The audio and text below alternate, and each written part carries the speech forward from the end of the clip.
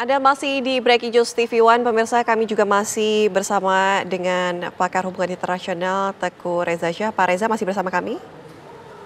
Siap, selamat pagi. Oke, selamat pagi. Pak Reza, kalau kita lihat di masa kepemimpinan Presiden Prabowo Subianto ini menekankan dengan tegas begitu ya, tidak boleh ada koruptor di dalam era kepemimpinannya. Sedangkan ini kita sudah tahu dari dulu bahwa koruptor tuh banyak yang terbang ke Singapura, banyak yang bermukim di Singapura pada akhirnya. Nah, hubungan antara kerjasama antara Indonesia dan Singapura mengenai pemulangan koruptor ini sebenarnya seperti apa? Kita pertama harus salut ya, Pak Prabowo sudah dengan tegas akan menerapkan no koruptor di Republik Indonesia. Dan untuk berbicara dengan Singapura ya sangat berharap Pak Prabowo akan berbicara dengan pengalaman terbaik dari Singapura sendiri. Bagaimana mereka tuh punya Lee Kuan Yew yang mampu menjalankan prinsip-prinsip tata kelola yang baik sehingga korupsi itu turun drastis dan Singapura tergolong negara yang bebas korupsi saat ini. Singapura itu termasuk 3 besar, kalaupun bertarung dia hanya nomor 1, 2, dan 3 dan lawan dia adalah Swedia dan Norwegia. Dan untuk itu ya tidak ada salahnya Pak Prabowo nanti mengatakan saya sangat beruntung belajar dari Lee Kuan Yew memberantas korupsi dan sekarang prinsip itu akan saya gunakan untuk negara saya sendiri. Mungkin prosesnya panjang, tapi untuk itu kita perlu memperkuat perjanjian bilateral untuk menghindari korupsi, untuk mencegah wilayah Anda digunakan sebagai sasaran korupsi dari orang-orang kami, dan mungkin itu akan menjadi referensi yang akan Pak Prabowo sampaikan. Dan untuk itu ya kita sudah sama sadar bahwa Singapura adalah potret terbaik daripada untuk menghadang korupsi, dan juga semua lembaga pemerintah Singapura itu tersentralisir dan keuangan yang keluar masuk itu terpantau dengan sangat baik. Dan mungkin ini adalah advice yang kita bisa mintakan kepada Singapura, bagaimana sistem perbankan dia itu sangat profesional, sistem perbankan mereka itu bersih dan berjalan sesuai dengan kriteria good corporate governance. Kemudian kita juga bisa mintakan saran-saran dia untuk mengelola perbankan dan juga ekonomi Indonesia dengan prinsip-prinsip seperti e-governance, e-commerce, e-correspondence, dan tentunya tidak ada salahnya antara Indonesia dan Singapura itu saling berbagi. Dan tentunya Indonesia yang maju adalah keuntungan yang besar bagi Singapura, dan di mana Indonesia yang ekonominya turun juga akan sangat berdampak pada Singapura. Saya lihat tahun 98 dulu ekonomi Singapura turut jebol, walaupun mereka punya kekuatan fondasi ekonomi yang sangat baik, tapi sangat terasa investasi Indonesia, dia di Batam itu turun. Kemudian juga pada saat COVID kemarin terasa sekali berkurangnya ekspor impor dari dan ke Indonesia itu berdampak juga kepada Singapura. Jadi karena itu Singapura sangat berkepentingan kalau Indonesia itu maju terus ekonominya. Oke, tapi juga ada kepentingan lain ini tampaknya kalau kita lihat dari luar mungkin ya, karena pendapatan untuk negara mereka juga kan ketika koruptor hadir di Singapura begitu, orang-orang yang korupsi di Indonesia pergi ke Singapura karena informasinya banyak juga membeli properti-properti di Singapura. Mungkin ini yang menjadi pemberat hingga akhirnya tidak bisa dipisahkan peraturan tersebut. Ya memang korupsi itu kan ada faktor push faktor dan pull faktor ya. Di mana Singapura itu sadar bahwa banyak uang yang masuk ke negerinya dan di negeri asalnya itu tergolong haram ya. Tapi untuk itu kan Singapura biasanya menggunakan jalur-jalur hukum internasional yang sangat terukur, kemudian jalur-jalur perputaran uang itu yang sangat terukur di seluruh dunia, dan sehingga duit itu dapat dianggap legal di Singapura.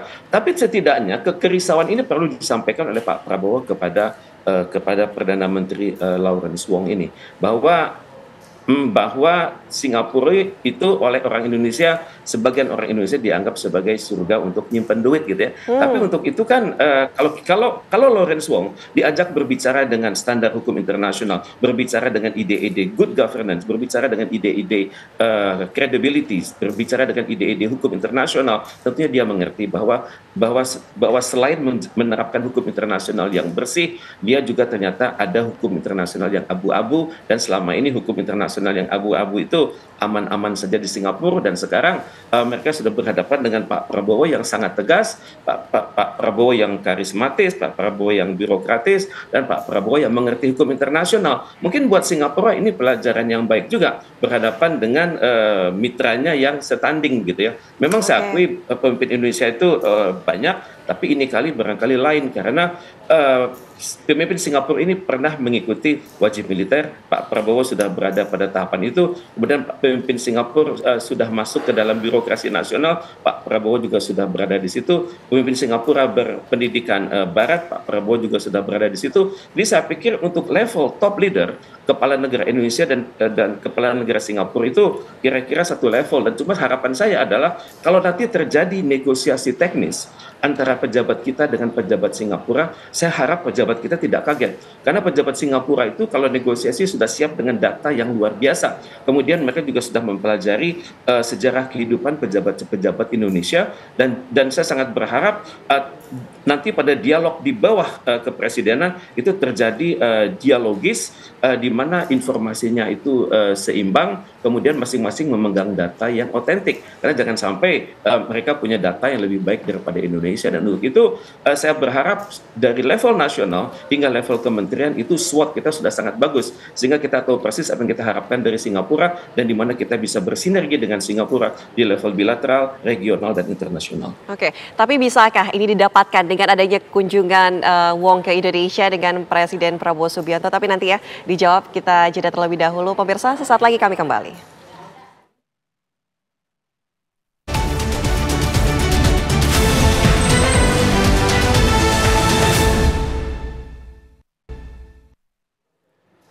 Anda kembali di Breaking News TV One. Kami juga masih bersama dengan Pak Reza, pakar hubungan internasional. Pak Reza, selamat pagi. Selamat pagi. Oke, Pak Reza, kalau kita bisa menilik sedikit lah ya. Ini kan mereka berdua atau Perdana Menteri serta Presiden Prabowo Subianto kan berada dalam satu ruangan oval begitu ya. Apa sebenarnya yang dibicarakan dalam ruangan tersebut? Ini sifatnya seperti apa? Apa kemudian ajakan kerjasama secara langsung atau mungkin permohonan untuk bantuan? Sebenarnya seperti apa sih dalam pertemuan bilateral kedua belah pihak ini? Terima kasih. Pertemuan bilateral ini kan kelihatannya sebentar ya, dan kita pun masyarakatnya bisa melihat dari foto kan.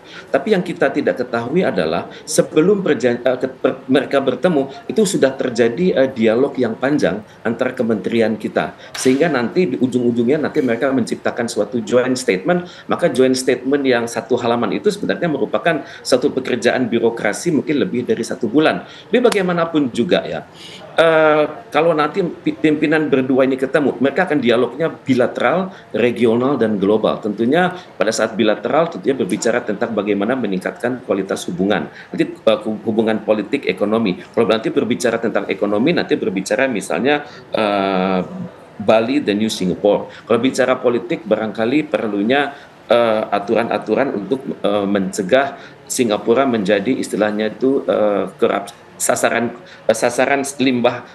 penyimpanan korupsi dari Indonesia. Kemudian nanti kalau berbicara masalah bilateral defense, tentunya berbicara tentang keamanan di Selat Malaka, berbicara perjanjian tentang anti teror, kemudian berbicara juga hubungan di laut, misalnya mencegah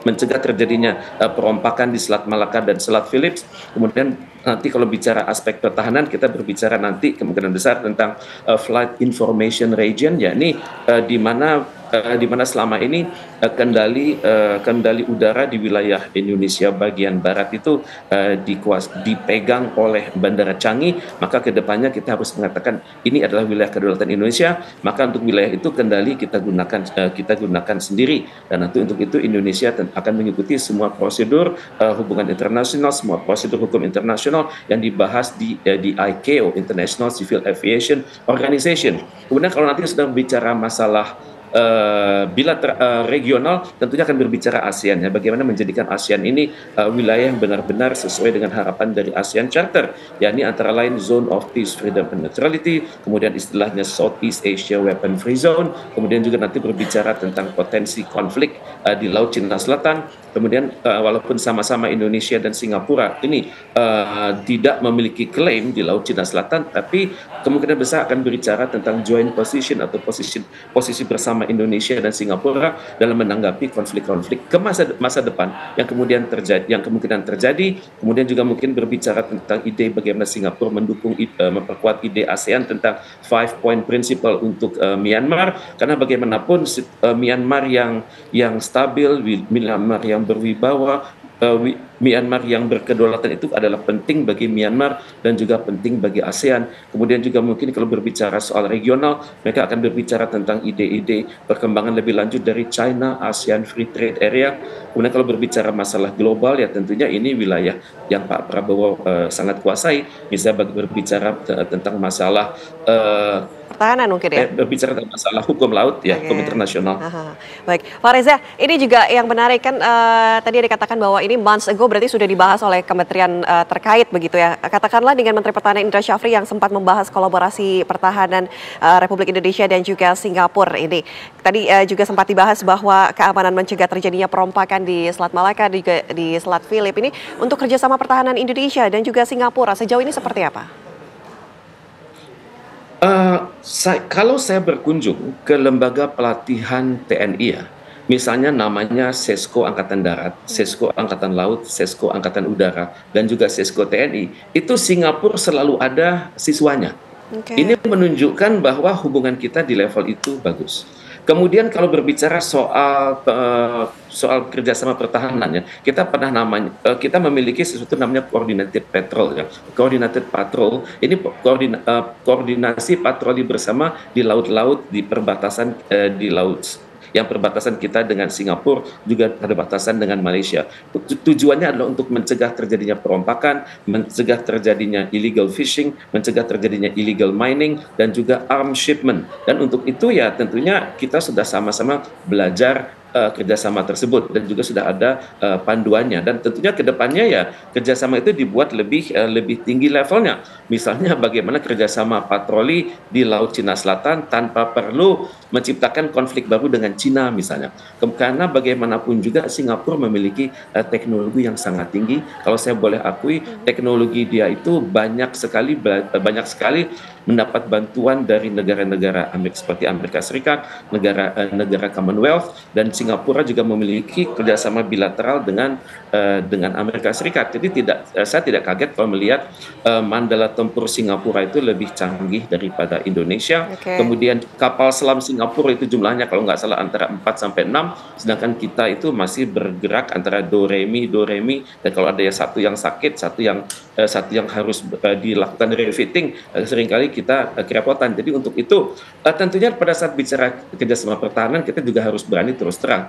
Anda Singapura yang wilayahnya sebesar kira-kira sebesar Jakarta itu, Anda punya kapal selam 4 sampai 6. Jadi tidak salah ya kalau saya punya 4 plus 6 kira-kira begitu. Jadi tentunya kita sampaikan juga kepada Singapura dengan hati-hati sekali bahwa angkatan bersenjata Indonesia itu sifatnya defensif, tidak ditujukan buat mengganggu kedaulatan negara manapun di dunia. Artinya bisa bertukar teknologi juga begitu ya Pak Reza. Kami jeda terlebih dahulu ya, nanti usai jeda kami kembali pemirsa dengan informasi menarik. Ini masih dengan Pak Reza, pakar hubungan internasional mengenai pertemuan bilateral Indonesia Singapura sesaat lagi.